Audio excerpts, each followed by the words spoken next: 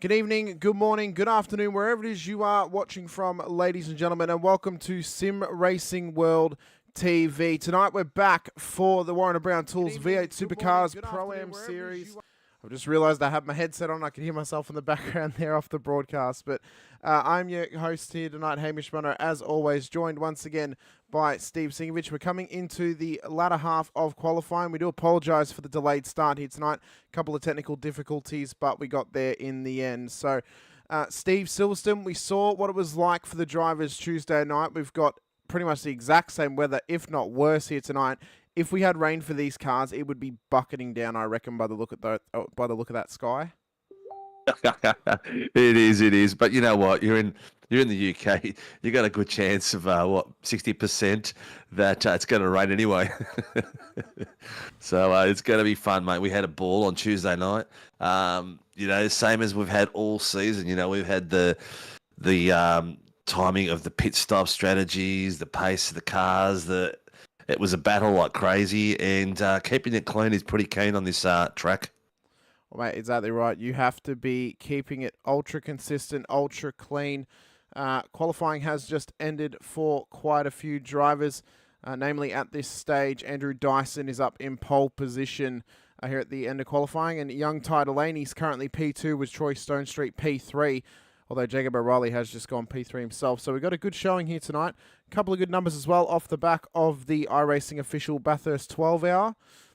We got probably about 20-odd drivers out on track, so we still got a good amount out there. Oh, definitely, mate. Good amount out there, and still got a good quality drivers out there. So no matter what happens in our series, whether it's 20 guys or 30 guys or 40 guys, the quality and depth of field is pretty amazing. So either way, the boys are going to put on an amazing show. It's going to be it's one of my favourite tracks to drive a car on. So I'm sure the boys that are on for this session tonight have done thousands of laps around here. It's a very popular track. Yeah, I think it really, it comes down to, what are they willing to do to be in that positive position at the end of tonight's race. Of course, it's a regular format race here tonight, so but it's going to be on for young and old out there, as Pricey was saying Friday night for IMSA. It's the same here tonight for Super Sunday, Steve. It's on for young and old. Anyone could take victory if they can keep it clean, consistent, and get that pace out of the car here tonight. Do you reckon STK will behave itself, and let's see who what the order of the qualifying is? We're going to find out. We're going to see here. We'll bring up the starting grid. It is going to work for us. Hey. Andrew Dyson will start out of P1 here tonight for DPR, ahead of Fishy Motorsports. Ty Delaney out of P2. Jacob O'Reilly will then head up the second row of the grid alongside Troy Stonestreet out of P4. Harry Dodds will then start at a P5 ahead of Michael Whiting here tonight, with Gerard Sanfuentes at a P1 for the Pro-Ams, P7 overall. Brad Doble then started a P8 here tonight, with Bruce Tannock starting at a P9. Ash Davis will then make up the top 10 and be P2 for his class. Andrew Cowan will then start at a P11 ahead of Travis Daly out of P12. P13 will then go to Tyson McAvoy, who will start alongside John O'Kiley out of P14. Making up the top 15 here tonight, Kyle Zink. He'll start alongside Callan Hodgkinson out of P16. We then have a couple of drivers who haven't set a lap time here, Steve, being namely Darren Lobb, David Coleman, Jason Douglas, and Ryan Jones as well. So could be on for an interesting night with those boys making their way through the field. Oh, definitely will be. I mean, Coleman and Lobby are going to definitely make it interesting coming from the back there.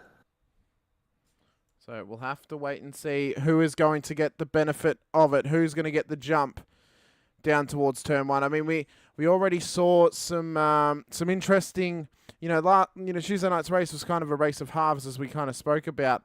And it's interesting to see how these sorts of races can actually play out, and how, the whole landscape can change, and how everything can shift as well. So it'll be interesting to see it all play out here tonight for us. And hopefully these boys can put on a great show out here at Silverstone. sure they will. I'm sure they will. They're going to be battling from the top of the field to the back of the field, just like we have every night of the week. And we had some, not sure if you saw my post this morning, but we had some former SRW drivers racing at Bathurst today. Mashar was racing out there and had a pretty good run. Looked like he had a bit of fun out there. So, of course, it's been, it was kind of Bathurst super month pretty much the last couple of weeks, Steve, for sim racing fans and motorsport fans alike. Of course, a couple of weeks ago, the OSR Bathurst 12-hour. Last week, the real life Bathurst 12-hour. This weekend, it was the iRacing official Bathurst 12-hour plus the Thrifty Bathurst 500. So there was so much Bathurst happening right now at the start of the year. What's it going to be like when we get to the 1,000 later on? We will have to wait and see. But only a couple seconds left until the lights come up and we get ready to go racing here tonight for round number 4. Silverstone, what can it offer us in this race? What kind of challenges will it offer the drivers as well? They've gridded up. They're going to start revving the engines loud. And we're going to get ready to go racing here. Green. Let's go out at Silverstone. Ooh. Few people bogged down. A few people in the left-hand lane got bogged down, but it's a great start there for Harry Dodds. Dodsey's got himself straight up into 4th place without any problems at all as they go too wide around the first few corners. So O'Reilly got the jump there. He's up into P1.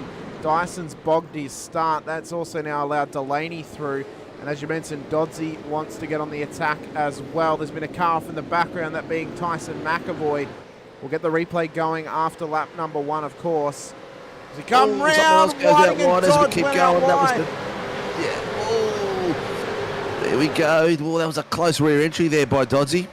Nearly took out our Magan Turbo specialist as he was coming down the straight there. There needs to be super careful out here tonight. Race control will be all over them for poor rejoins, and that's a poor entry through the corner. And look at this, Darren Lobb is already up 7 spots off the start here, Steve. So he could be on for quite an impressive performance here tonight. Yeah, Michael White has got Darren Lobb on the outside of him there. Wyking just called something into race control about the first few corners. Some must have been a bit of slap and tickle here and there, but Lobby's trying to take him on the outside, and he's still side by side with him, but Whiting's got the nose ahead of him for the first corner coming through Cobbs. I'll tell you what, the big loser, and that's not, and we're now up through Maggots and Beckett's big loser off the start there was Troy Stonestreet. He's down 9 spots off the start of this race, so not the start that he would want here for the hour-long proceedings that we're going to be dealing with out here at Silverstone as they come up towards the final couple of corners. Cowie going for a move down the inside on Stonestreet. Stonestreet lets him have it. Yeah, but Stonestreet's got him back on the inside and made him Cowie an over and under. He's got to keep pressure into this major corner here. It is a tough one to go too wide because someone's going to have to give. Oh, Stonestreet's gone out nice and wide, but that's going to cost him on the outer. It's going to give Cowie a bit of pace coming through here. Showing from both drivers as we come up to start lap number 2. You can see best laps up on the screen. It was O'Reilly who set the best one on the first lap, 206.8, but that's how the intervals are looking. Jones is already out of proceedings. He did not start the race. And Kylie is a lap down already, so he's actually started from the lane. McAvoy's at the back of the field. Let's quickly check out what's happened to McAvoy here off this start and how this occurred for him. So we've come through. We'll get it up to full pace. So what's he done? 981 has been told to readdress a position. Oh, I can't see who that is. He lost it. Put up the timing tower. Oh! That was all on his own there. So 981 is Andrew Cow? Harry Dodds. No, Harry Dodds is Dodds, 981. sorry. He needs to readdress a pass that he made on someone. Looks like he is there. He's readdressing to... Oh, he's lost a few places there. I believe it was to Whiting for the move that we saw where he kind of ran it off track and then came back on. He's lucky that they've let him readdress that because that was like 4th places. That could have been an easily drive-through there and cost him a hell of a lot of time, which cost him a lot more than 4 places, let me tell you that. We'll head back up the front. This is the battle for the lead. O'Reilly versus Dyson. So we come up towards the end of lap number 2. And And Steve, I know obviously next week we head out to uncharted waters. We head out to Mugello. Just on the Mugello front, I tell you what, the action that was called last night for the vets, Mugello is going to be an absolute cracker. I can already tell you right now. It is going to be absolutely I come to phenomenal. work on a Sunday night and expect every race to be a cracker. So that's cool by me.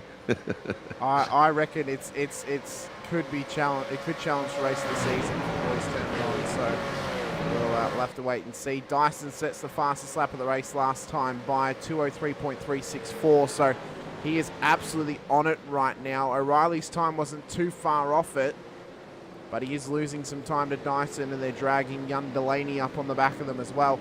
And we have to say, I mean, across multiple series that Ty's been racing in, he has had quite a few character-building races over the first portion of this season. Let's hope that he can really start to put the building blocks together, and you know, stop having these, you know, these character-building races, but having these kind of storyline building, not really storyline building, but like, you know, building him up and having him be a proper contender in the future of this series. It's going to take a while. You go up to the pro ranks, you need a season or two to get some consistency in your driving. He's already used to driving with these guys, but it's just going to take a little bit of time to find himself again. And for anybody watching at home, if you would like to check out the timing as we go along, because we may not have the tower up all the time due to you know, going on replays or stuff like that, or going on in onboards and getting rid of the tower. If you want to keep it, you know, keep it on all the time, we've put the link in the chat for you to copy, and that will allow you to bring up the live timing that we read from whilst we're calling the action. I've got a comment from Ray Douglas saying, "Come on, Jace, switch on the nitros." Where is Jace out there? There he is there. P15 Yeah, up there 6 in spots. same place. He's up 6 spots already, so he's had a great run so far. Yep. Bit of fresh legs. He's missed a couple of races of late, going to the beach and stuff, and some other things like that. But I'm sure Ray's going to be in there supporting him and giving him a yell from one room to the other room. Good to see you. Good to see you back in the chat, mate. Let's see what Jace can do here. Of course, Cowie just ahead of him. He's lost some spots off the start, and so Stone Street as well. When we mentioned he was down 9, he's still down 9 at this stage. Biggest gainer of the race so far. Well, it is the man who's been the most impressive all season long, Darren Lobb. He's up 11 spots already, and he's managed to win a race at every single round. So he will hope to continue that run here tonight and onwards throughout the rest of this season as well. Don't forget to paste that link in there for the viewers, mate. I did. I said that I did. Before. I mentioned it. I said if you want to be able to follow it, look in the chat. I've posted the link. It's not visible in the chat at the moment. Maybe it's just my computer that's taking its time. Anyway, Lobby's having a good crack here at the back of Ash Davis in the in his 956 pretty cool livery. Yeah, the old 95 car. Davis has got himself back into a bit of form now. He's been away from SRW for a while, but the rear end was a bit slippery and slidey, then getting the traction down low, and you can see the major difference between that and what Lobby's been able to achieve. He's straight on the back of him, already got his nose and peeking it in. Let's see where Lobby will make his attack. He's coming up to Maggins Beckett's now, and see what he does. The lines are a little bit different. Lobby's a bit more controlled. Looks like Ash is just sort of just turning in a little bit later. He's kind of almost dancing it through on his tippy toes, where Lob is very direct and it's just, you know, smooth Yeah, there, I guess. More of a straighter line, a little bit less rotation. Yeah. Up through towards the final couple of corners. Lob could have a run here, but he's going to be forced on the outside line. He's brave, I tell you what. He's in a bit of form of late, Mr. Lobb. He's got his he's got one hand on it's early in the season, but I tell you what, he's showing some early form in the season. Look at that, 2x2 going wide. Great respect by both drivers as they're coming up to the first corner. The optimal is to go out wide and cut it in. Lobby's gone shallow and made it stick, which is really cool to see. Got a great onboard view there from the car and behind. He has the front row seat to this little battle. He wants to try and make this a four-dimensional affair. He wants to be a part of it. He doesn't just want to be a viewer sitting at home. Does Brad Tell you Doble. what, it's the best place to learn to be in behind two guys that are battling like crazy. You're seeing different lines, different strategies, the different breaking points, and what they do to get each other unnerved. We can see now Lobby got the pass done. He now moves up 12 places above where he started. And he's only one away from the top 5. But Dyson has now also taken the lead of this race. This is how we did it. If we chuck on the replay, we can check it out. It was down the hanger straight. He comes up here towards the hard braking zone, up the inside, made it look easy. O'Reilly let him have it and decides to battle it out on another day. Yeah, look, it's an hour-long race, so sometimes it is better to just give a little, to take a little, to get it back later on, and I'm sure they will. I mean, we're only 10 minutes into an hour session, so we've got another 50 minutes to go, and it's not a bad strategy if you can get back on the back of Dyson there and do a bit of fuel saving for a while. So, the DPR machine, he's done incredibly well so far this season in the IMSA series. Of course, he did do well last time out at Sonoma. And, you know, he'll just be trying to consolidate, you know, this strong run of form so far in SRW, not just in the Supercars or in IMSA, but across the board. And he'll be really trying to help support Lobby, I would say. I'd say that he's more or less trying to help Lobby get to that championship than himself at this point in time, being that he has missed a couple of rounds and he may not necessarily be in the championship battle as of yet. But we'll have to wait and see how that's going to work out. But I would assume that they're going to be working together at this once Lobby hops up onto the back of Jacob here in P2. Definitely. The timing tower is the same as what it usually is, all full of yellow and orange. There's a few gaps behind Lobby and in front for Tanik. Cifuentes is doing really well, sitting in 4th at the moment behind Ty Delaney. These guys are just cruising at the moment and just sitting within a second of each other. But then Whiting, Dodds and Davis are all really, really close together. And then the next battle pack is Daly, Coleman and Stone Street. And it goes again. Cowan, Douglas and Zink. So there's little battle packs forming everywhere, as we can see. A few guys that have backed right off the back. Jay Kiley is got himself down to like 25 seconds down, so I'm not sure what's happened with him. I think you said he started from the pits. Yeah, he did. And he's just kind of moseying around out the back on his own. Because he's out of the tow, this is kind of taking him out of contention a little bit at this point in time.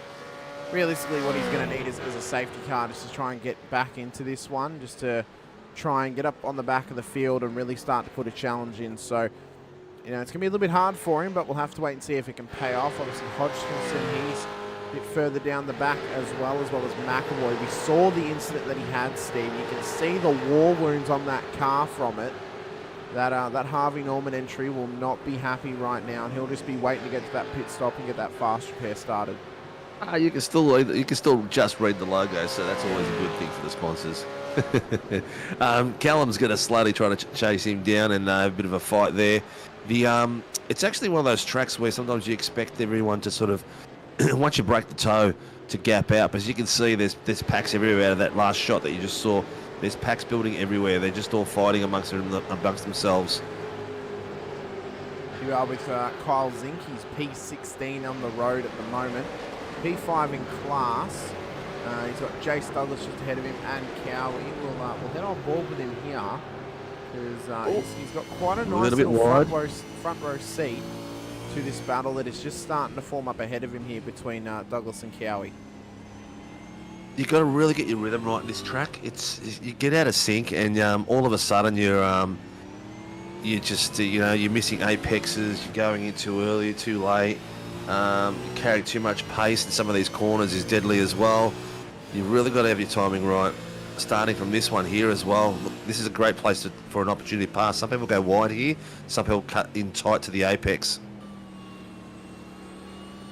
So we'll have to hope, pray, and see who is going to take advantage in this race, Steve.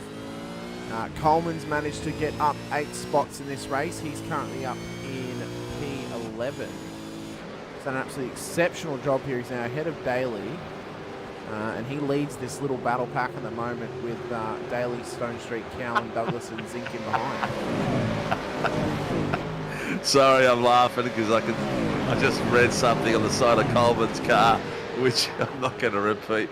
But good on you, Coleman. I love you, mate.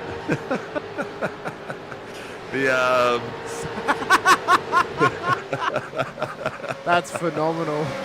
It is awesome. That is fantastic. We're just Stone Street in the back of Daly at the moment, putting a lot of pressure. He looks like he's going to have a bit of a sniff under brakes here as they go too wide. Looks like he's got it, done it nice and clean. Well done.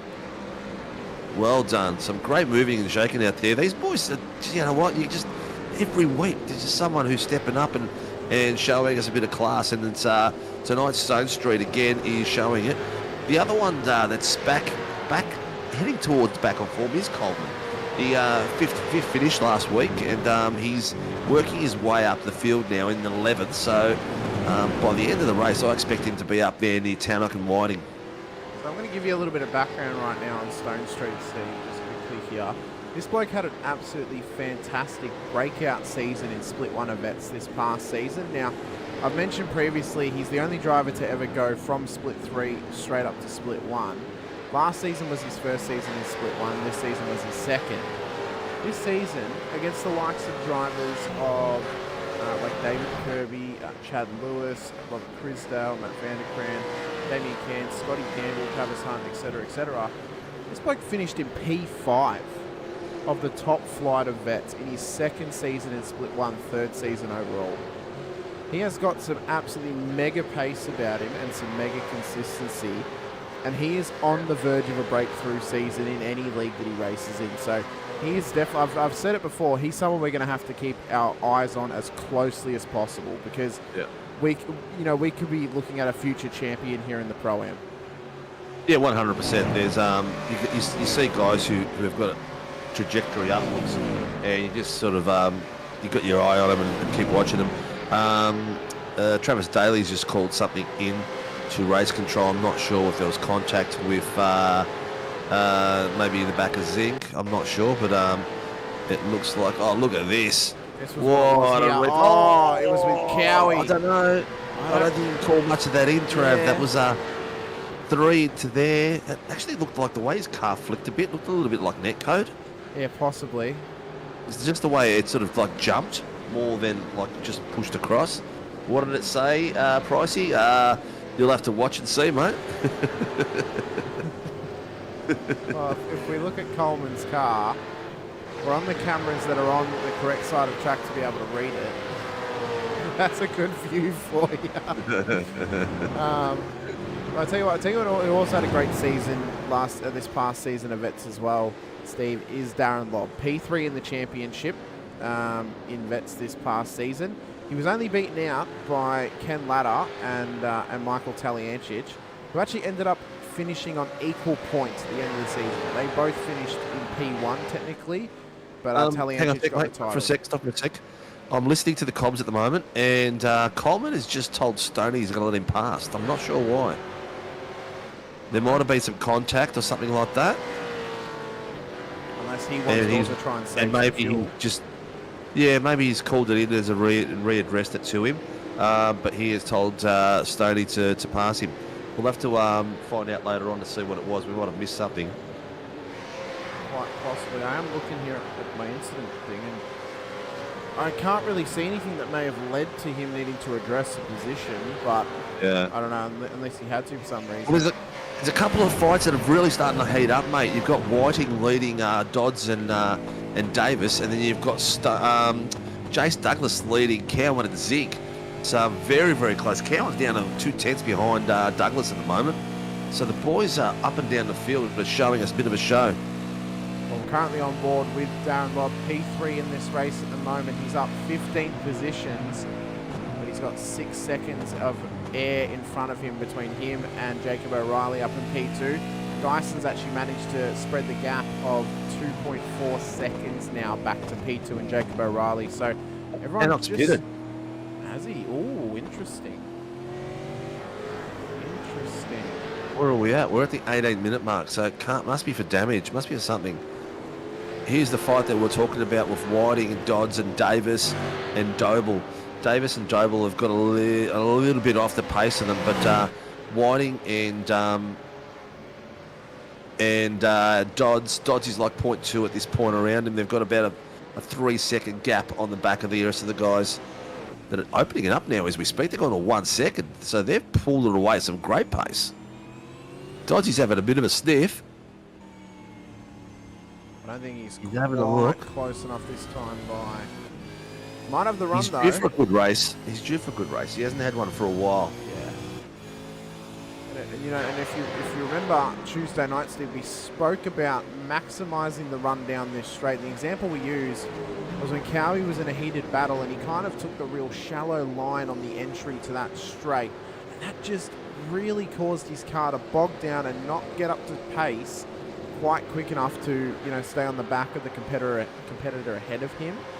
That's what these drivers are going to have to maximise tonight. They cannot, you know, they need to maximise their corner entries, midway running and exits to maximise those runs down the straight, because otherwise you're just going to lose the car ahead of you and eventually they're just going to break away. Yeah. There's you can't, when you're fighting, you've got to make sure you don't go too shallow because you're going to lose pace again. It's what we saw on Tuesday night as well, but these boys are right on the back, like really tight fighting here now. It's Dodds is due for a bit of a show tonight. He hasn't been that fortunate in the last few weeks. I'm on board with him now. Does he want to have this? I don't know if he's close enough to get it done. Not yet. And I think he not knew yet. that as well. He's close enough to do some damage, but not close enough to put enough pressure on Michael at this point. He's gone in. He's gone to the pits. He has. Dodds is into the pits. So are we maybe seeing an instance here, Steve, of drivers going for that two-stopper instead of possibly trying to get themselves up to a bit less and not cut the tank in half pretty much by their fill? Look, it's 20 laps into it, mate. It's 20 minutes into it, 11 laps into the race. It's a risky strategy to go for two laps. I think we saw only one pit for the Tuesday night, boys. So it's going to be very interesting. Interesting strategy. So Dyson's lead now is out to about 3.2 seconds. So he has just pulled this gap out of nowhere and is just starting to spread his wings here on O'Reilly in behind. We're going to head back to the battle. This was the one that we were speaking about before with Cowie, Douglas Daly and Zink. Yeah. These guys have not given up. They're putting pressure on. Look at it. Even as we speak now, you can see Daly sticking his nose in there, making sure the window rear view mirror is full of that blue and yellow striped car so Jason can see all of it. Oh, a bit of a wiggle there. A little bit early on the jangle. Be careful through there. We mentioned maximising those runs. That can be something that can lead to you losing a position way too easily. But he's done well here to get around Cops and up towards Maggots and Beckett's. Pretty sure Tuesday night, after about lap 11, we saw a few boys starting to lose the rear end a little bit. My memory serves me correctly. So, what's this? From Cowie. Yep. Jason's crept right on the back of them too. He just opened the door a bit, but Jason's got to get around now. He's made the commitment, gone out side by side. Now he's going to try to make this stick on this wide corner right. Cowie's gone the shallower line, but Jason's got in. But look at that. Daly is like straight on there, waiting for one of them to make a mistake. And, look at that. Crossed across. Young Douglas nearly lost the rear end then. That's an aggressive hit. Big curb hop. It's a good way to block the line, but his tyres at the back, mate. He's put way. He's going to lose another spot here. He's put way too much heat in those rears by now. Daly wants it up the inside. He's going to struggle here. Daly is really putting the elbows out. I am wincing, just expecting us to see an incident happen. These guys are racing at such a tight area between them. It's great racing from them here. Great showing from them as well. Carl Zink is just sitting back at the moment. He's just waiting for a disaster to happen so he can just take advantage of these boys. He's behind the blast shelter right now. He's expecting that button to get pushed at any second here, but you know, Cowie, he's doing well here to lead this little battle that's happening. Gap has extended out now though to Coleman to about 9.6 seconds. They actually lost quite a lot of time over that lap, but they're still going for it. The gap at the front is gone. Looks like Doble's making a move on Ash Davis, mate. He's down to 1/10 and putting pressure on like crazy there. So he is putting some pressure on the back of Ash Davis. Ash Davis has passed GT3 Porsche Cup champion for SRW back in the early days. And just as we put the moz on them and talk about them, they go from 0.1 to 5/10 each way. So battling on like crazy still. Yeah, they knew we were going to be looking at them, so like, right, let's settle this down, boys. We can't have this battle on screen. So let's just build a gap here. Well, we've really got two main battles going on. These boys, and then Cow and Douglas Daly Zink. Tyson McAvoy, I've been watching his times. He was catching Zink and those boys at one point, but now he looks like he's dropping off about a tenth a lap at this point. So I'm not sure if he's fuel saving and going for the one-stop strategy, and see what these boys here. Don't forget, these boys here have been fighting like crazy. They're burning fuel like crazy, even though that from Stone Street sound like a bit of fuel saving.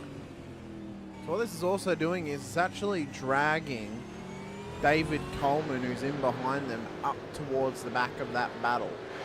The gap's now only 2.4 seconds. You can see Stone Street there just in the corner as we came through. And, well, Coleman will just be hoping to get up onto the back of the Super Cheap Auto entry by WKMP. Yeah, he'll be, give him 2 more laps, he'll be right on the back of that car. Harlem Motorsports, that Mr. Kirby, Whiting looks like he's holding the boys up. Yeah, that was when he was in the battle before. Yeah. He's now gapped Davis. But another one that's doing quite little job up the front is Jared Cifuentes. We've seen Cifuentes jump a bit of a level, I think, this season from the last few seasons. His consistency's there, and his pace has improved as well. Yeah, it's really, really good to see from him here. I mean, not even just him, but most of the performance sim racing drivers have really lifted their game this season, it seems. You know, possibly changing some mindsets and some, you know, how they may tackle a race here or there. I have to wonder as well, maybe those drivers who have pit early, maybe they forgot to take off their qualifying set. I don't know, you can't change the setup when you go in the pits. No, but what I mean is they may have accidentally left the qualifying set on, which then means that they might have had less fuel in the car to start the race. So that's what I mean. So Ray they might Douglas be running less fuel. Ray Douglas just going, come on, Jace, drive it like you stole it, like the scumbags in Ballarat. Mate, Ray, I'd say they've got more problems in Queensland, what I've been watching on the news of late. The youth in Queensland at the moment are rampant. Oh, look at the back of that. That's Zink is caught up a little bit on Daly just then. I thought he was going to have a bit of a crack, but Daly is he's doing really well, taking his lines nicely, so Cole can't actually get a nose. Oh, Jace, don't go doing that. Ooh, that could have been easily a spin then. I reckon Cowie might just help to build himself that little gap down the road. Jace's run was not hindered too much down the straight. Come up towards Brooklands. McAvoy's caught Tannock. Oh, interesting. Yep. So, but of course, McAvoy does need to pit. Tannock has come in. Yep. So this will, I mean, it'll be interesting to see what the plan is. Although, being that Tannock came in early, we may see... Did Tannock pass past Tyson. I think he was behind him with Dodgy. He did pass him, yes. Yeah. But yeah, I mean, Tanak, he's going to need a pit again, I would say, if he's come in. He came in lap 9. And yeah, 100% he'll have to pit again. There's no way he's going to make 40 minutes on the one tank. And Lobby is in. Okay, so Lobby is in. We're talking lap 15. Right on the 28-minute mark, 29-minute mark. So that's roughly where we expect him to come in, right on the halfway mark. And from there, he'll take it all the way home. Be interesting to see where it comes back on track now. Ash Davis has gone in as well, so has Gerard Cifuentes. Cifuentes has actually followed Lobby in straight away. I think that was the smart play from now him with there. Douglas as well. Here we go. They're all coming through. You can see them all coming into the lane, getting into their pit box. Lobby's still So the ones up that we on the had pit jacks. earlier is Bruce Tannock and Harry Dodds. Let's see how it affects their race now, because they're going to go in. Oh, they're going to have to go in again. There's no way they're going to make 40 minutes of racing. Yeah, I'd say no. If Lobby's come in now, I mean, if he had made it to 40 minutes and then come in, then yes, you can make the argument that they'd be able to get out. But the fact that he's come in now shows to me that there's no way they can do it. If Lobby's coming in just before the halfway point, and we know that he always likes to run a bit of fuel-saving strategy, and I don't know if those boys can make it to the end off their one stop. So yeah, he's straight on the back of Doddsy there too. So he's come right out behind Harry Dodds, Tyson McAvoy, and Bruce Tannock. So he looks like he's already ready to pass him. So I'm not sure if he would have taken fresh tyres or not. But Lobby's pace is ridiculous. Harry is probably fuel saving like crazy here. So I'm not sure what the plan is here. Now, I doubt Lobby would have taken tyres off that one. I think it was just fuel. Yeah. You know, and I mean, he could have taken tyres in that fuel window, put that much in, but I don't know if he would have taken them. I'm going to be honest, just because you have to deal with the cold tyres, get them up to temp, and then you get the... Dyson O'Reilly, mate. Sorry to jump in on you. Dyson O'Reilly have both entered the pits now as well. So let's see where Bruce Tannock comes out behind these guys. He was a couple of seconds off pace. He might be able to catch up a little bit there. So Tannock is currently 43 seconds Whiting's in. back. Whiting's in as well. Delaney stayed out. Doble's in. Coleman's also in. So Tannock's stop was 50.28 seconds for the lane travel. So we'll get a good idea here of where he's going to line up with them, although he will need another stop. What was that, sorry? Coleman's gone in for his second pit now. No, Coleman hasn't had a pit stop. This is his first one. Are you sure? No, Yes. check that, mate. He's up 12 spots. He hasn't had a pit stop yet. I'm looking right now. This is his first stop. Tannock's had one. He had one on lap 9. Who came in early was just Dodds. It was Tannock. Oh, sorry. Yes, Dodds you're correct. was Yeah, lap Tannock 10, and so Dodds. it was Tannock and apologies. Dodds. Yeah, my apologies. And Tannock has gotten out ahead of Darren Lobb. Darren Lobb's also jumped Jacob O'Reilly out of that. So the undercut has worked here for Lobby. In fact, O'Reilly was 1 minute and 1 second. He took 31 seconds pit stop. I wonder if he's taken tyres. He may have, but we're looking at Dyson's already up the top there. They're yet to pit those two. So you're looking at O'Reilly, Cifuentes, Whiting. The order has changed a little bit. And the one that's... Oh, no. Lobby's there in front of them. So Lobby is the unofficial lead at this point once those guys above him pit. Then Dodds will drop out of there. O'Reilly will come in. Cifuentes, Whiting. Dave, does that answer your question, having that camera angle of Coleman's car? Yeah, you saw it before. The young I do like heads this. up Dyson. I do like this Exodus livery in flat black. It's a nice, simple car. Yes, he is, Kirby. Young Delaney is in. Yep. He comes in for his one Delaney's stop. in. Dyson will take back the lead. Does Zink follow in Delaney? He does indeed. Yep, Zink's in there as well. This Tanner will now keep put going, following Lobby. Now put Lobby up into P2. Yep. Delaney's in the pit, Zing's in the pit. Dyson, let's see, there's interval on the back of Lob. 7 seconds. Yeah, 7 seconds. Excuse me. So, Delaney and Zing still haven't come out. There, it looks like, are they going to come out in front of Whiting? Here they come. And right, oh, look at this. Teammates, the young apprentice and the big man, the big fish himself. Is he going to try to stick it inside the line of the big man? No, he's thought better of it. Think, no, I've got cold tyres. I might ruin both of our races here and let him go through. Smart move, Ty. Smart move. yeah, he's going to show him who the future of the team is. Oh, he's definitely the future of the team. Everyone else is the past.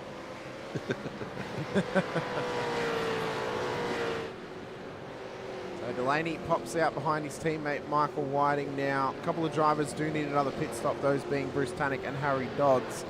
Everyone else should be able to make it home at this point on their fuel. Yeah. Sam Fuentes leads the Pro-Am class. He's P6 overall, but provisional P4 of this race. Michael Whiting is provisional P5. O'Reilly is in provisional P3 at this moment in time. As I mentioned, Tannick needs to come in. We can do a class split. Yeah. Let the viewers see who's doing what in class at the moment. So there you go, guys. Dyson, Lob, and Tannick. 1, 2, and 3. Obviously, Tannick and Doddsy are out of sequence. They've got another pit to go, so they will probably drop towards the back of it. And then in the Pro-Am, Fuentes, Davis, and Cowan. Cowan has been very consistent in the major positions in the last few rounds, so he's looking at reclaiming his Pro-Am title. See here, Tannick now has O'Reilly all over the back of him. As we come up through, start another lap. Lap 18, 36 minutes in. Yeah, looking at being in Tannick's shoes, right? Do you fight for the position, knowing that you still have to pit? With the fact that, you know, if you fight too much with this guy, you're going to have Doddsy catch you up, and you're going to have the guys behind catching you up as well. So it's sort of like, you know, you're down. Oh, my gut was telling me that was going to happen.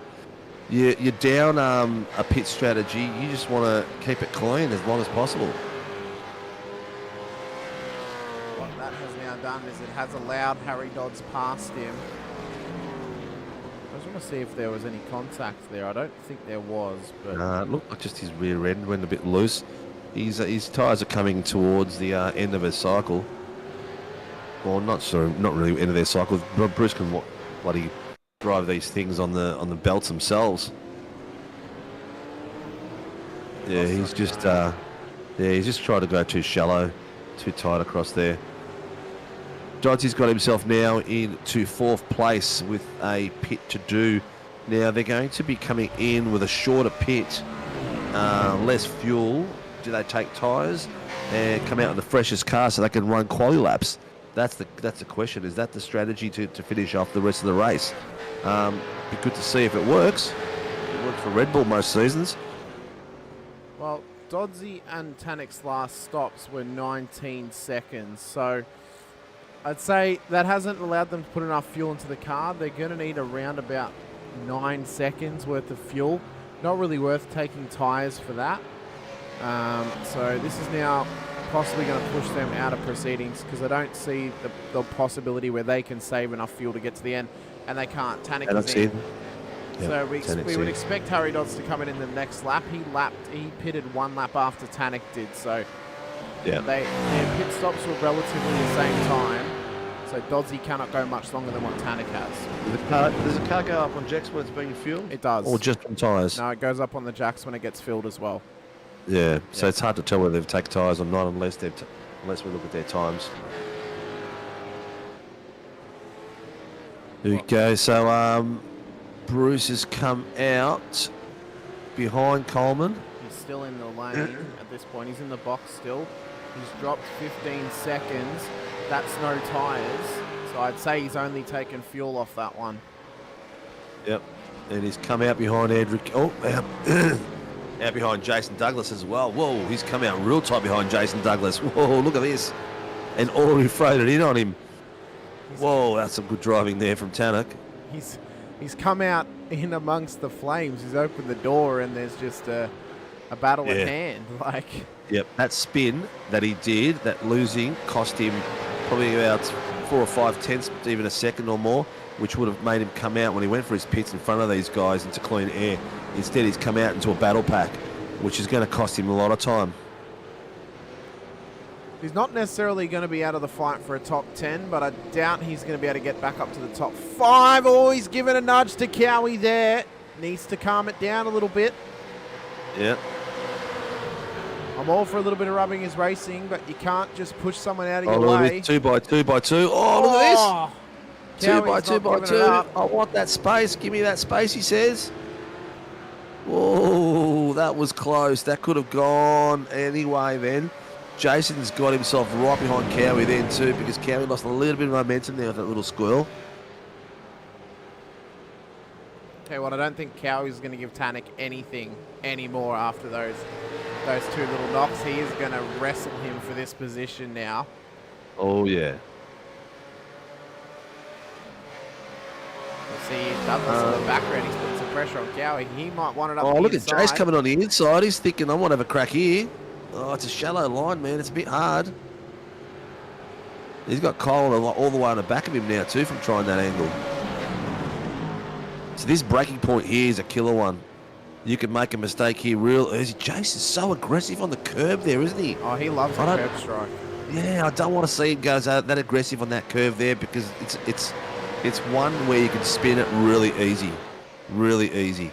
And he doesn't need to go as hot under that curve, because it's a shallow line there where it's really hard to drive in unless you really do the dive early.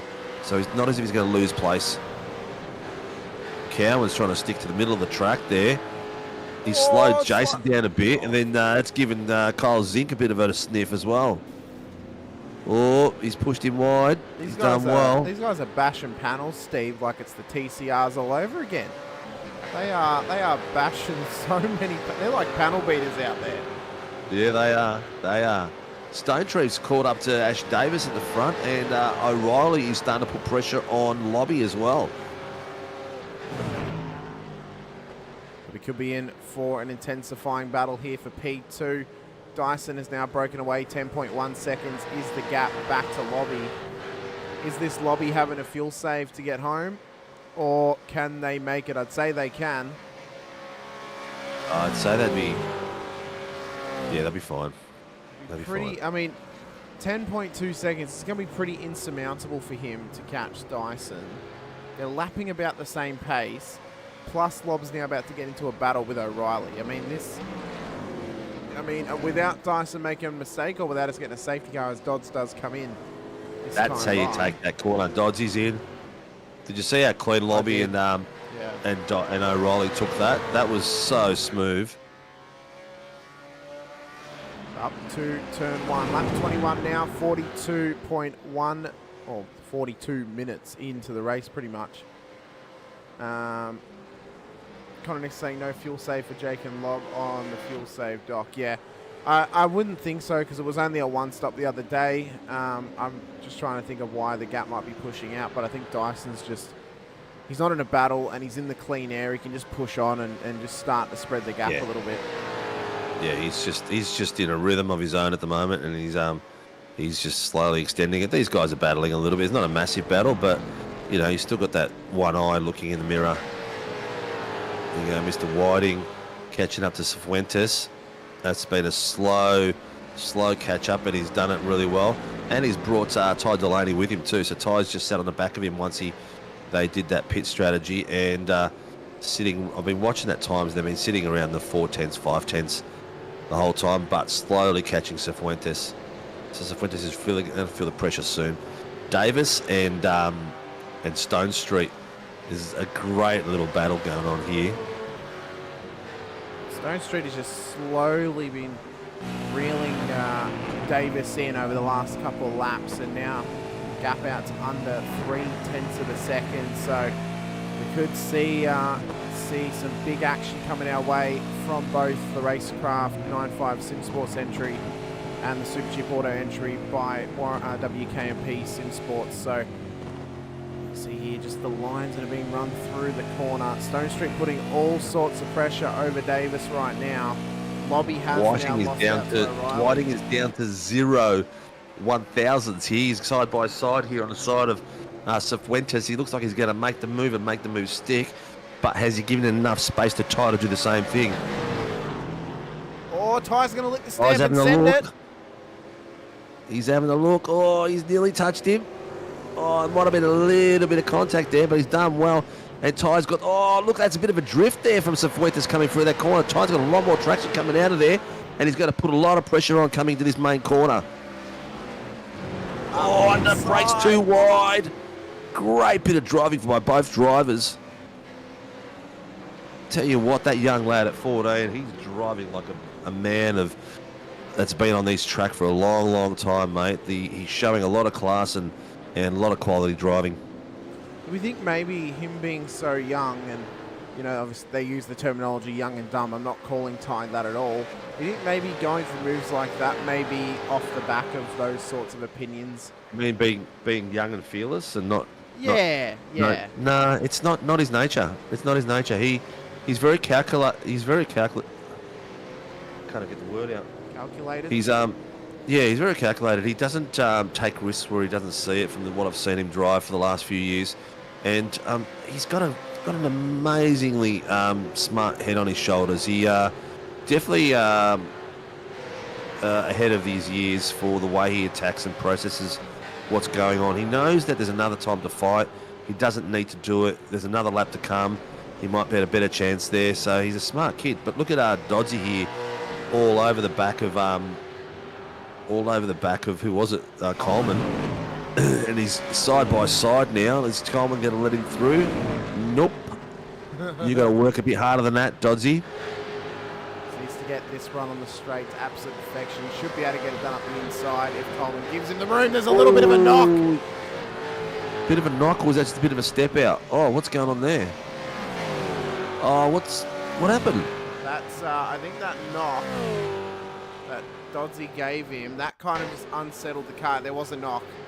Yeah, it's unsettled the car, and because then he's caught the curb, he's then run out wide and just lost it. So don't be surprised if Coleman calls that in. That will be called in. That will be called in. That's almost a bump and run. It's you know, it probably wasn't intentional. It's one of those things, like I said, like I always say, you're driving at such a pace in these cars and you try to maintain a distance between them, like these two are right now. You just don't know when the other driver's going to slow down a little bit or brake that a little bit earlier. Then contact happens. And these boys are showing us some class driving again. Lob and O'Reilly fighting for the second step of the podium. Coleman's gone in the pit lane. This might be it for Coleman. I'd say you'd have to get some fresh rubber on that car. Of course, just notice as well, Callum Hodgkinson is out of this race. He's been out of this race since lap 9. So he is out of proceedings at this stage. We got a message over the radio there from race control. What were they saying there, Steve? He said, "Yep, go ahead." Yeah, Coleman's just calling the contact in, asking if we can have a look at the slight contact that was there, that it's unsettled his car. So they will be reviewing it now. So in the RC tonight is Greg Barber and Thomas Freeman. Freo as well. Tyson, who is our race director, is out there racing. And where is Tyson at the moment? We've sort of left him alone for a bit while. He's sitting in 16th behind Travis Daly, with a fair gap behind him. So he's in a race of his own at the moment. He needs to get his confidence up and start loving this V8 again. He's been out of the V8 for too long, I think. Practices a hell of a lot. And it's just a matter of getting some rhythm back for him, I think. Do you reckon he's a very fast driver. Do you reckon he'll blame the finger again? No, he's got too much class to blame the finger, but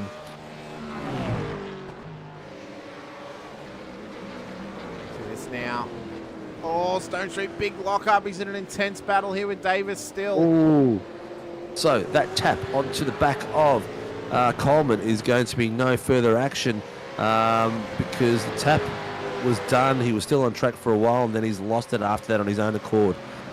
So that's what the boys are saying.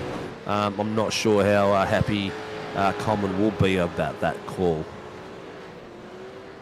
As we come through 48 minutes into proceedings, in fact, it's just ticked over to 49, so 11 minutes to go, lap 24.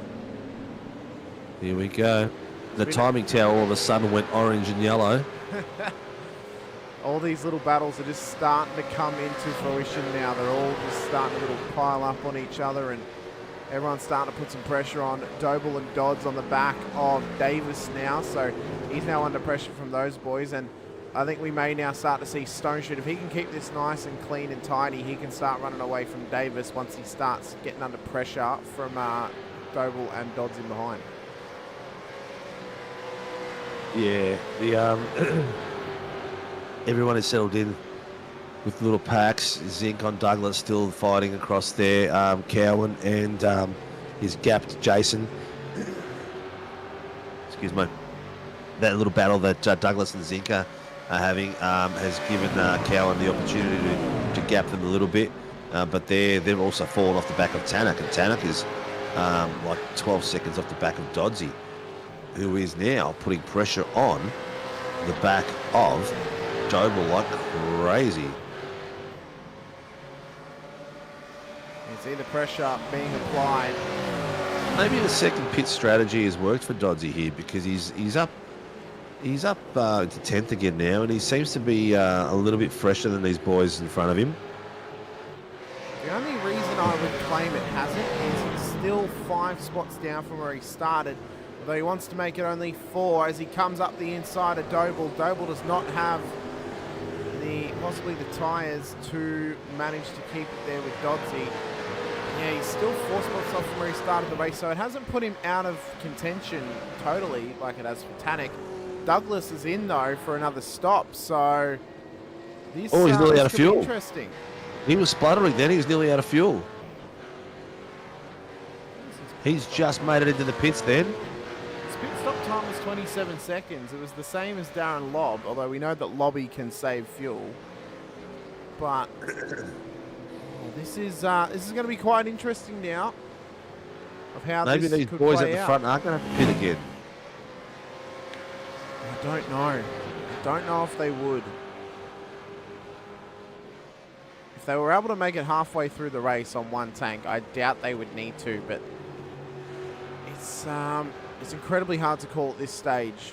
But it could really offer up some spiciness for you. Kind of saying that they don't, and I wouldn't think they would, so I don't know why. No, I don't think they do either, but it's like... Although Douglas has come straight back out. Short field or something, I don't know.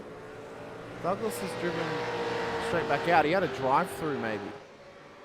You know what I reckon's happened? I reckon he's been getting off tracks maybe for those curb strikes. He's actually had to do a drive-through. But I thought the car spluttered. Maybe it wasn't spluttering. Maybe it was just the way he went down through the gears as he was coming into the pits. Yeah, you could be quite right. It could be Callum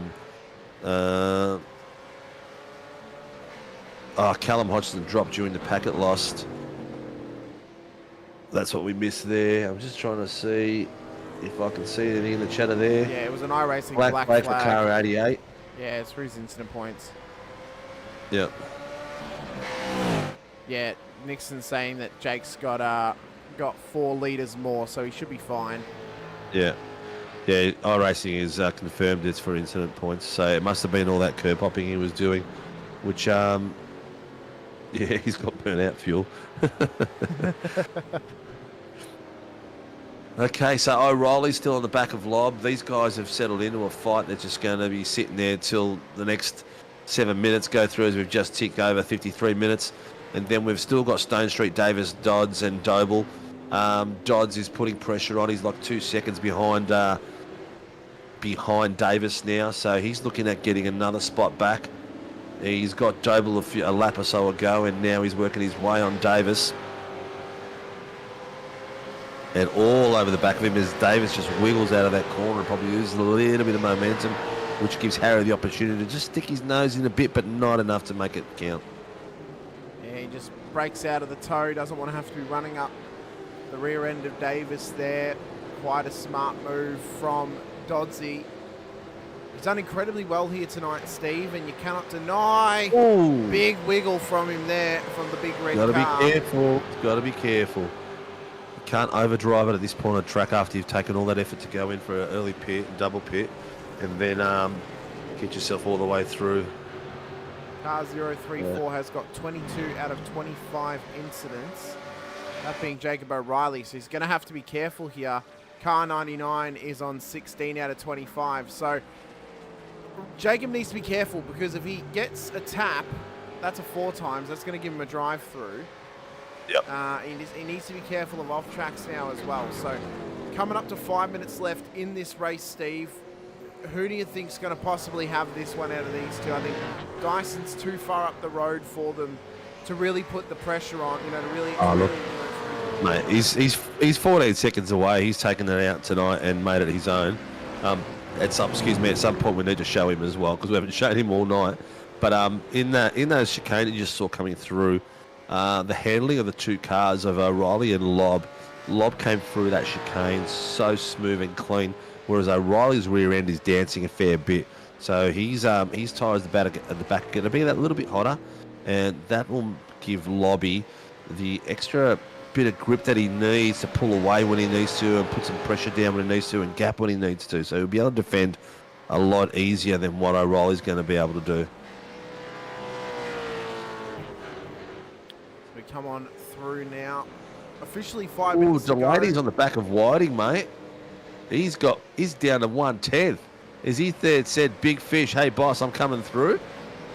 I reckon, surely he's just gonna take it to Mr. Whiting and start to, pull him up out of the ocean into the boat and into the bucket. That's what Delaney wants to do. Yep, 100%. I think we missed it at some point. Dodds passed Ash Davis, so he's got himself into 8th place now, and he's got his target set on Stone Street. This was how it happened. We'll get up the replay of it. Of course, Dodsey here was up down the inside of Davis. Davis then goes for the switch back, gives him a little touch on the way through. He would take it back before the final couple of corners, but Dodsey wants it under brakes. And that is how Harry Dodds now sits in P8 of proceedings. Great bit of moving there, moving and shaking by both those guys. Really good quality racing. And the young fella has still got the back of the, I'd say be one of his very many mentors that he has at Fishy Motorsports. It may be a coming of age season, because he has beaten a lot of the more mature guys. I won't say older guys. I don't like using that word for these guys. The veterans will call seasoned guys. Some of us the seasoned guys. And he's beaten a few of them. Like I think if we look at the ladder, he's above Coleman. He's above some of the other boys as well. No Miller tonight. And we know that Blake is should be back in the next week or so. He's away for work again. See, do we know if he's actually going to join before the end of the season, or maybe he just waits till season 2? No, they've done a big house move and everything like that. I wouldn't be. I'd expect him to come back next week or the week after. He loves the racing too much. Coleman's in the pit. I think he's retired the car after that last incident. He's 3 laps down. Yeah, I'd say he's out for sure. Yeah. So our key battles are still Jacob O'Reilly on the back of Darren Lobb, young Delaney on the back of Whiting, Doble on the back of Davis, and Zink on the back of Cowan. And Tyson McAvoy, he's got himself up into 16th. He's putting pressure on Jace, because Jace had that points drive through we saw before. So Tyson got himself someone to drive and race with now. Well, Connor, I'll point this out to you, mate. Jacob then is twice as old, more than twice as old as Ty Delaney.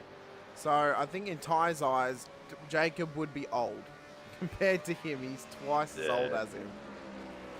Mate, if you pay for a full season, it is free next season. So if you pay for a full year subscription, unfortunately, we got to pay to keep the doors open as well. Can't make it free every season.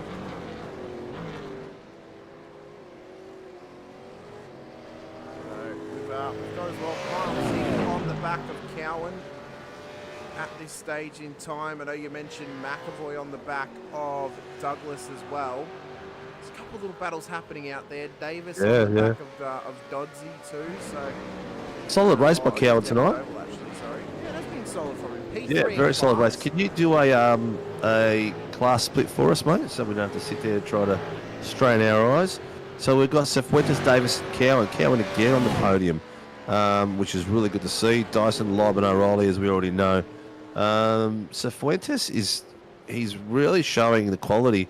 I think my gut's telling me that by next season, Cifuentes will be in the pros, because the way he's driving, he's up there in the top half of the top 10 split.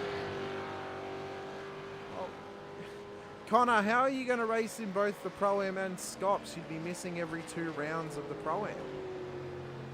So, and I don't think you're a Pro-Am, mate. You're a pro.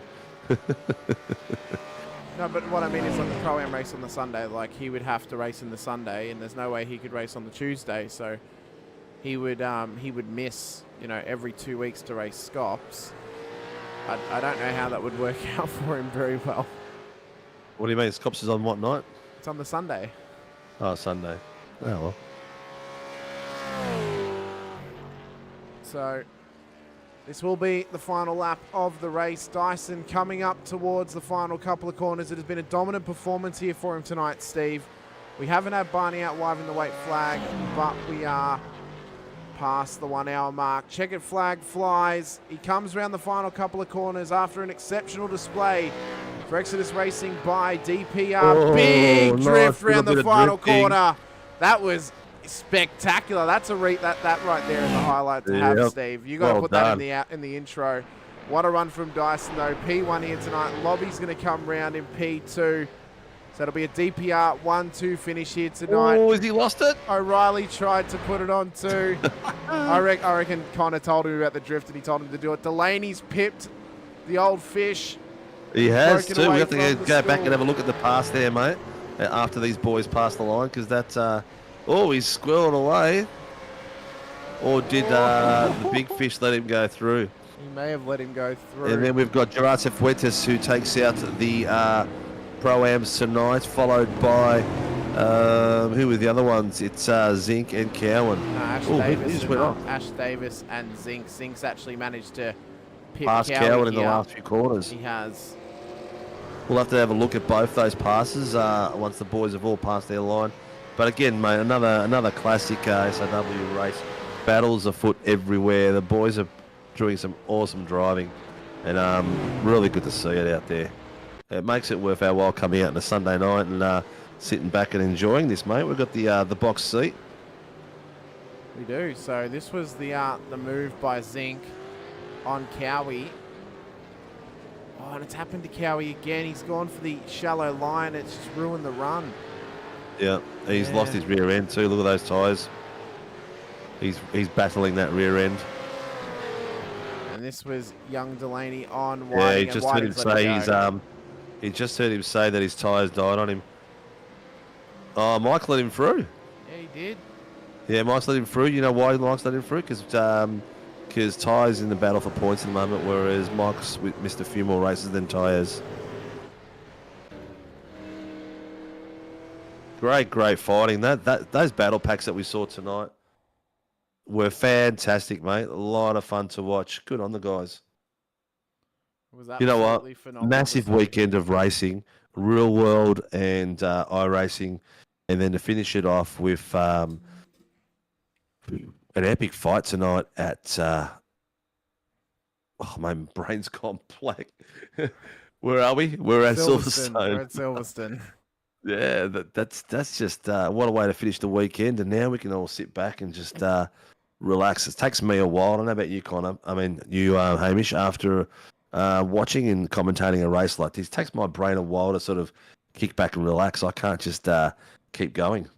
Yeah, I don't really get over it until I get ready for the show the next day. I'm going to be honest. I'm kind of just like, oh, yeah, time to relax. Oh, we're going again. All right, let's set up the show an hour beforehand. But once again, ladies and gentlemen, it was a great night of racing. We do apologise for the late start here tonight. Technical difficulties happened, but we got it all sorted and managed to still have a live show for you here tonight. We'll get up our race results for you. They are the provisional results here tonight for round number 4 of the Warren and Brown V8 Supercars Pro-Am. Andrew Dyson takes out P1 here tonight for DPR ahead of Darren Lobb, his teammate in P2, with Jacob O'Reilly rounding out the podium for Vermilion Motorsports. Ty Delaney will come home in P4 for Fishy Motorsports ahead of Michael Whiting, who'll make up the top 5. Gerard Sanfuentes will then come home P1 in the Pro-Am class, P6 overall, ahead of WKMP Sim Sports Troy Stone Street out of P7. Harry Dodds will then come home in P8 ahead of Ash Davis in P9 on the road, P2 in class. Brad Doble will then make up the top 10 for Team Go Slow Racing. Bruce Tannock will then come home in P11 for Mag and Turbo Motorsport ahead of P12 on the road, third place in class, Kyle Zink for 9.5 Sim Sports.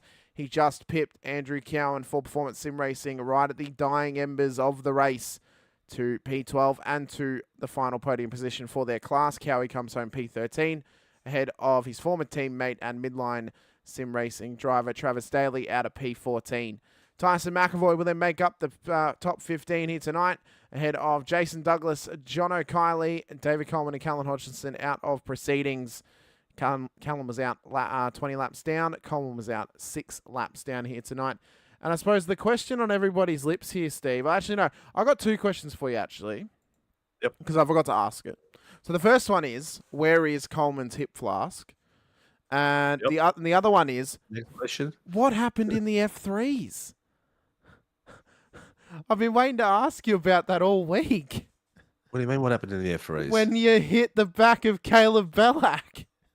Oh, mate, it was an accident. That's all there is to it. I just missed my brake marker. I know. I got a draft all the way up the straight then, and had a little bit more pace than I was used to because I wasn't following a car pretty much the whole race. Oh yeah. And that in that case, the extra pace that he was fast, he sucked me up the road as well. And then by the time I put the brakes on, it was too late to go, mate. It was up the rear end, sliding into him. I even tried to take the car off into the dirt to avoid him, but it is what it is.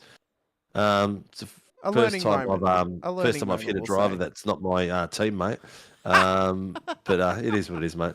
We live and learn, and we keep going. Yeah, exactly. A learning experience.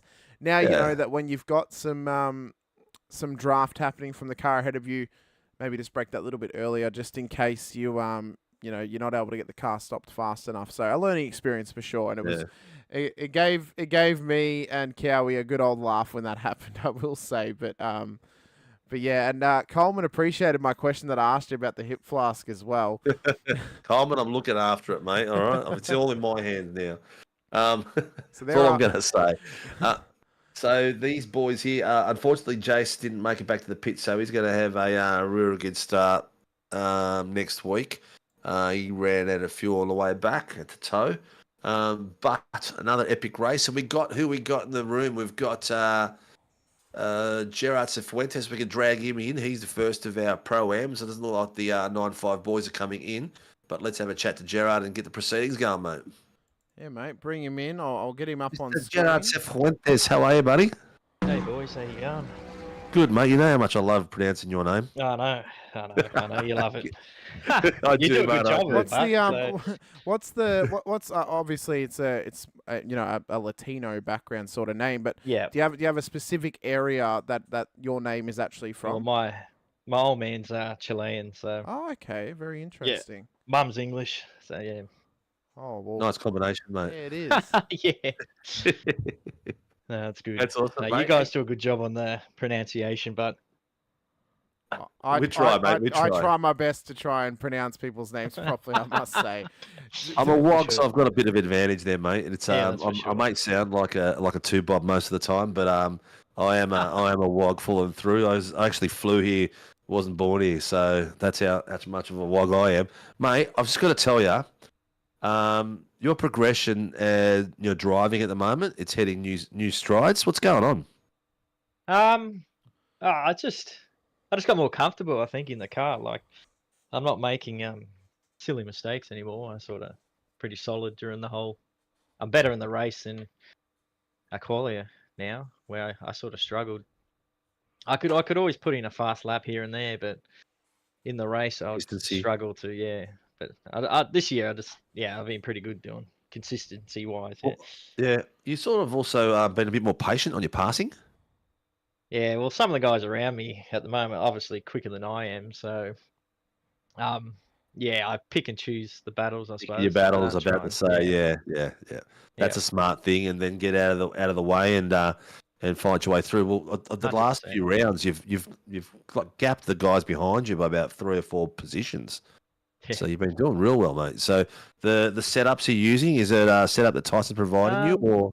Well, I generally use a similar setup, which it seems to, I don't know, I just adapt it to the track, and it Yep. seems to match my comfortable with it? driving. So yeah, I just keep using the thing at the moment. So it's working anyway, so I'll keep doing it. So we're coming up to a new track next week. What's the track again, Hamish? The track that we're coming to, sorry, I was muted quickly because I was typing something into the good old SDK Sport channel. I was responding to them. The track we're Yeah, I going up can't to remember. is Magello. So Magello. So Yeah.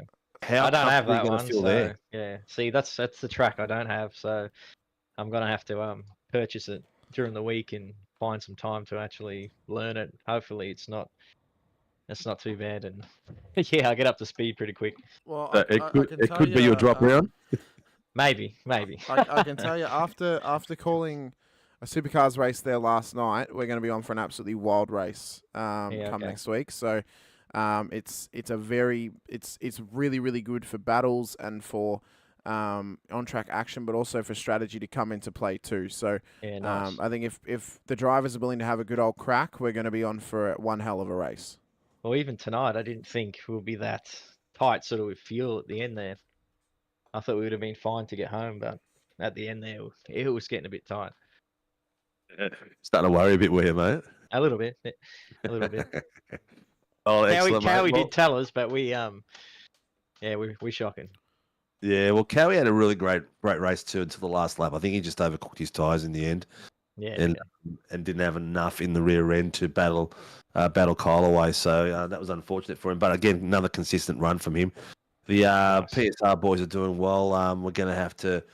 You guys are going to have to get around and get your arms around Mr. McAvoy, give him a bit of a hug. yeah, he hasn't had much time to jump on, so. Well, mate, he's been at like, I think he's been at 2 gigs in the last 3 days. So Yeah. he's probably still 0.05 in that rig, and probably hasn't slept in 2 days. So I'm not surprised of where he finished. Nah. But listen, mate, we've got a few more heads to talk to. Who do you need to thank that supports PSR? All right, obviously the boys, Harvey Norman, West End Motor Group, Too Easy Finance, Night Rider Designs, Track Racer, Cowie himself, Cowie Music, and Talk to Me Bro. Excellent, mate. Well, good luck for the rest of the season, and get some practice in for next week, mate, because it's going to be a tough one. It'll be wild for sure. All right, buddy. Cheers. Right, Take thanks, care. mate. See ya. All right, so we had third was Jake, wasn't it? Yeah, I think we'll bring Jake in, and then we'll bring the 2 DPR boys in. What do you reckon? Oh, Jake just disappeared. Oh no. Yeah, I was just about to grab him, and he's gone. Well, we'll grab the DPR boys then, shall we? Yeah, well, let's do it, mate. Let's do it. Gentlemen, can you hear us? Mr. Lobbs, you're not on side anymore. Good to see. What a race, guys. What a race. Again, a fantastic show. Lobby, some good steering out there, mate. Did you have fun? Jeez, I just confused the daylight out of myself. I was watching the stream and listening to you guys in Discord. It was like it was like an echo from a horror movie. As long as you don't dreaming about me, mate, and having horror. Yeah, exactly. This one, this dodgy voice I've got going on. Sorry, you're gonna probably dream about me tonight. It's so call centerish. How you guys going? Good race? Oh, mate, it was fun to watch. Fun to call. How was it to race it? It was a bit of a baptism of fire. didn't get in early enough to get any decent laps in, and then just couldn't behave myself in qualifying and kept picking up 1Xs. So made the first probably half of the race pretty fun coming from the back. And at one stage, I wasn't sure whether I should try to chase down Jake or not, or kind of just save a little bit of fuel. And luckily, he seemed to cock up his pit stop somewhere. And I initially went for it and had a little bit of a gap on him. And then I was 3 litres short, and I had to save. And then I remember that I needed to save for the in lap as well. So got bloody schooled by Darso again. So I'll teach him to get off the start line at some stage, and he can teach me to go 15 seconds faster in a race. Well done, mate. Well, you know what? From the back to the front, I don't know how you did it that clean. You know, I thought most times we see someone come from the back all the way through, it gets a bit rough and ready, and but you just had that extra pace tonight. You just looked like you were on fire. Yeah, the setup actually ended up not being too bad. But I must say, it's a nice track to race. You know, if there's a pace difference, you can, you know, if you get in the car turn and you're accelerating it out of the slow corners, you can get a nice run on someone, and there's good braking zones. And then, you know, kind of the back straight is always a good place to jump in the draft. So it's actually one of those nicer tracks to race through the field. You know, I think if you end up sitting with 30 or 40 cars and everyone's sitting in a draft train, it gets quite difficult. But we just had the right mix of cars tonight that it was pretty good skipping through. Yeah. And a lot of the guys race well. You know, a lot of the AM guys recognise that, you know, you're on the same race, but you're kind of not in the same race, and they make things a little bit easier, which always helps. You know, kind of dive in your slipstream and try to follow you through, kind of thing. Yeah, exactly right. I think the boys in this series really know who they need to follow, who they don't need to follow, who they're going to shut the door down, and who they're not going to shut the door down. But yeah, you're right. This track allows itself some real quality racing. It's one of those tracks where, like you said, you can draft, you can drop in, you can get a fantastic exit, and off you go. Your exits, mate. We were watching it compared to Jake's, and he was like squirrely on the out. Your exits are so damn smooth, mate. Your throttle control is off the chart.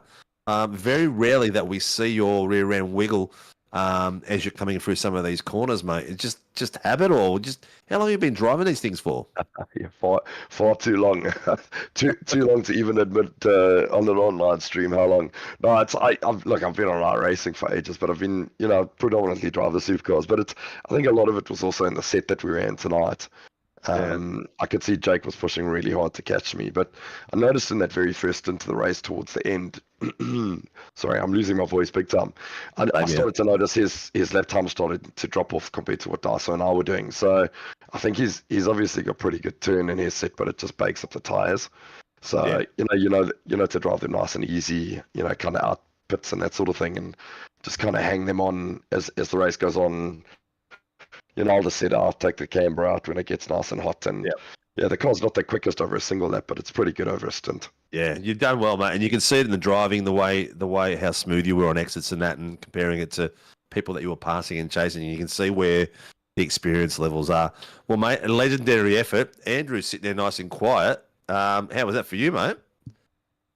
Yeah, pretty good. I mean, like Darren said, I didn't get a good start, but other than that, it went pretty smoothly. Had a good little race there with Jacob for a while, and yeah, it was nice. Good race. Bored out of your brain? No, not at all. Not at all, man. Not at You all. always got something to worry about. You know, the back tires overheating is one of the main things. How was is it just getting? Did you just get in a really good rhythm, and then that was it? It was just once you got in that rhythm, you were just hitting the apexes, hitting the timings, charts, and they were just consistent all the way through? Yeah, definitely. It's the same with any track. Once you get out there and kind of start finding the marks, and you can get yourself into a nice little rhythm. But a few little things came back to me there as well during the race, remembering some lines and some bits and pieces of the track you can use and can't use. So kind of changed things up a little bit as well. But yeah, there's that one right-hander where you can come right up to the barrier. I think it's the one that comes down before the main straight, is it? You can literally cut off the whole bit, go right up to the barrier. There's a few tricky little spots there. Yeah, turn one, you can definitely take a lot more than you expect. Yeah. Some of the boys we watched tonight were real aggressive on some of the corners, like the second last corner. We saw Jace Douglas unfortunately get too many points. We assumed that it was there. Do you tend to ride curbs or avoid them? Oh, gee, it kind of depends on the type of curb, I guess. There's a few curbs around here that you can kind of use to pull you around the corner. Some you can't really get on them too aggressively because there's a little bit of a hot dog on them, so you can't get on them a whole lot. I think Cops, really fast, old turn one is one of them. You can't really take too much of the little hot dogs on the inside, or they'll upset you, but you can use the curb to pull you around. So yeah, it just kind of depends on the curbs, I guess. Yep, these are all details that my my level of driving just doesn't comprehend. So it's good to hear from you boys, mate. Look, we won't take up a lot more time. Congratulations, you got yourself the P1 tonight and an epic drive. You led the field from scratch and just showed the class out there. Even on the pit strategies, the boys changed up in the back there. Didn't affect your race at all. You seemed to come out in a nice clean air. Who do you guys thank that supports you and gets you guys on track? You go, Darcy. You go. You do it so well with it. No, with the I don't voice and really. all. Well, thank Daz for geeing me up to get back in the supercar, even though he actually didn't ever say anything. I just started watching his streams and was like, this looks like actually a bit of fun. Maybe I should get back into it. Yeah. And cheers to Bruce for jumping in as well, having a chat whilst we race. And quick shout to all the boys at simrigs.com. MRP, Daz's sponsor over in NZ, Barry Mannon. Get around that fella. And cheers to all the boys at DPR. Excellent, mate. Well, it's a pleasure having you guys in the box. Lobby, it seems like you're up here every week now. We might have to get you a mic so that you've got your own. We'd have to put you in and out of the room. You might be part of the furniture. But good luck next week, guys. Apparently, from what Hamish is telling me, a killer track. Have you both practiced on there and both familiar with it? Well, Lobby won there on Thursday night in the Vets. Yeah, man, we ran. I was actually just saying to someone on my stream now. We ran V8 Vets there on Thursday night, and man, it's a wicked racetrack in these cars. It's so if you haven't got it, you better go buy it in a hurry and do some laps because it's bloody good fun. It's kind of one of those tracks in the supercar where you don't even mind running on your own. You know, normally these things can be a little bit mindless, doing slow out laps and all sorts of things on your own. But man, Magellan was great fun. The racing didn't end up being as fun as what I hoped it would be because we were kind of right at the crunch of the championship. So, you know, kind of Scott Gamble and myself just ran away at the front while the rest of the guys worried about the championship. But a really, really cool track in these cars to drive. Well, we're both looking forward to it. Hamish has got me all revved up for it. So I'll probably in the comment box again on Tuesday night with you, Hamish, by the look of it. It looks like it's going to be me and you Tuesday, Sunday at the moment. Well, mate, it's going to be a race you're not going to want to miss. I'm telling you now. From what I saw, not only split 1, split 3, and split 2 firsthand, Magello's going to deliver. I can tell you right now because it just provides so many options for battling, for strategy, and everything in between. So I think it could honestly be race of the season if the boys go for it. Excellent. Yeah, it's going to be a cool track. Rumor has it Darcy says he'll jump in the broadcast channel while he's racing next week, and you can pull him in and have a bit of a chat. Well, I don't know if anyone's game enough to do that and listen to us and talk to us while we're racing. And I reckon my voice is enough to put anyone off. I know my wife hates it, so. Keep All right, guys. Well, it's always a pleasure. Congratulations on your on the team doing your first and second, blocking out the front 2 steps. Good luck next week. Really looking forward to it. And what are you, halfway mark or just under the halfway mark of the season? So interesting times ahead. I look forward to it. We look forward. Thanks for a good broadcast. We'll see you guys next week. All right, take care, lads. It's a pleasure. Yeah, cheers, guys. Thanks to all the drivers for coming out. Oops, I think I just cut him off. You did. Oh, sorry. Sorry about that, Dyson. Look, mate, what a night. Some of these guys, I really wish I could drive in the V8 and be anywhere near some of the level of some of these gents out there, man. They're just the way they drive them, the way they handle their cars. Like, Lobby is just so good on his tyres, the rear end, and the way he handles that car is. You can see it on the stream. You can see the difference of the way their inputs are, their brakes and the accelerator. It's fantastic. Look, enough of me flapping my gums, mate. It's been a killer night. Did you enjoy it? Mate, it was such a good race. I think this one really upped the level of what we saw on Tuesday night. I think that just came down to the fact that, you know, no matter how you might feel about the amateurs, they're obviously drivers who are learning or who are trying to get better, where tonight we have the best of the best that SRW has to offer. So they're able just to, turn on the switch, have a proper crack, and it proved out here tonight. There was no one really hesitant to go for anything, which I think it showed, and it was a bonus for us at this track, of course. And I think, you know, next week, Mugello, the Tuesday is really going to be a telltale sign. It could be, it's hard to say, really. It's a bit of an unknown, really. No, I've only seen one Supercars race around that track. I don't have a whole lot of history on it in terms of iRacing. It's only a season old. But, you know, and I think what's also being proved now is, and I know we've spoken about this previously and even this past week, but the drivers who do well in these supercars are the ones that drive them every single week and is their sole focus. They do not swap in between cars. That's how you get to be, you know, one of the best in a supercar. It is you drive it week in and week out. It's the only car you drive because it is, at the end of the day, the toughest car, arguably, on the iRacing service, and it takes full commitment to gain some pace in it. So, you know, there are some drivers out there, Steve, that you know, we both know in amongst the league or in other leagues and stuff like that, who swap and change between cars. If you're going to drive a supercar, just put all your focus into it. Otherwise, you'll never start to develop your skills in it too much. That's one thing that I can say to all the viewers at home. You know, that's where your focus wants to be. If you want to race these things, it needs to be full commitment. But that will bring an end to our broadcast here tonight, ladies and gentlemen. A couple of housekeeping items on hand. If you haven't already, please hit the like button, hit the subscribe button as well, and click the bell icon so you are notified anytime we go live with our broadcasts across the week. 6 nights of racing, we bring it to you, including the Tuesday night V8 Supercars series, the Wednesday night Shannon's Formula 3 Nationals, the Thursday night Shannon's GR86 Nationals, which is also a Motorsport Australia official series, the Friday night Warren and Brown IMSA Shadow series, the Sunday night Warren and Brown Tools V8 Supercars Pro-Am, and then, of course, the Monday night Motorsport Australia Formula V Nationals as well. Obviously, there's been some talks of possible new series coming in. We've spoken about that a lot. Discussed it Friday night with Pricey about a pilot challenge. We gave our little opinions, and obviously me and Steve have spoken about Carrera Cup in the past as well. If you guys want to let us know, you know, what you think maybe we could run in the future, you know, then reach out to us on our social media, Sim Racing World on Facebook.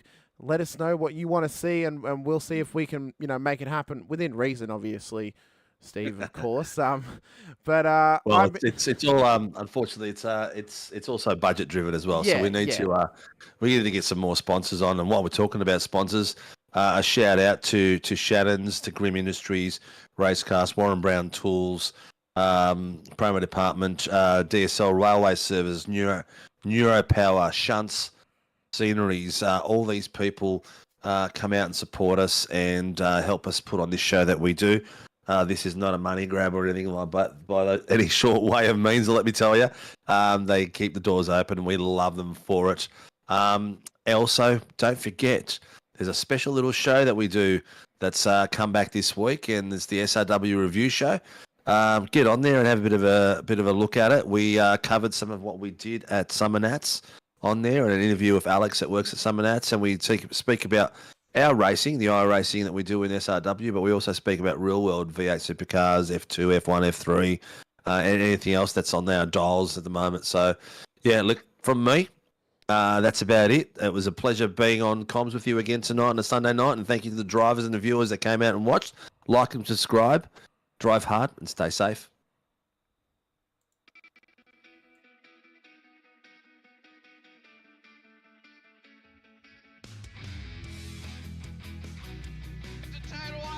Amazing, I was clash heads again. This is like Chaz Mostert and Cam Waters, almost the same situation. Better contact going down the hill. Sam Noble wants to sniff on Dave Coleman now. Sam Noble bottle right now because tell you what, Bruce Tanak and Jamie Dyson just absolutely drove away from us.